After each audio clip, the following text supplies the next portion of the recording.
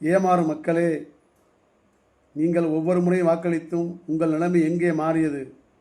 இதுவரை மாறவில்லை. திராவிட கட்சிகளின் ஆட்சியில் உங்கள் வாழ்க்கை இதுவரை மாறவில்லை. உங்கள் தாத்தா வாழ்க்கை மாறவில்லை, உங்கள் அப்பா வாழ்க்கை மாறவில்லை, உங்கள் வாழ்க்கையும் மாறவில்லை. இனி உங்கள் பிள்ளைகள் வாழ்க்கை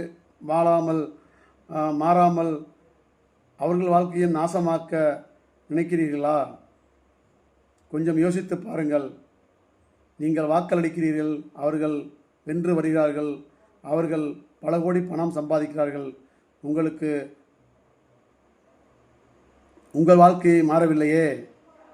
தேர்தல் வரும்போது 500 1000 கொடுத்து உங்கள் வாழ்க்கை உங்களை மயக்கி பணத்தை வாங்கி கொண்டு அவர்கள் பல கோடி சம்பாதிக்கிறார்கள்.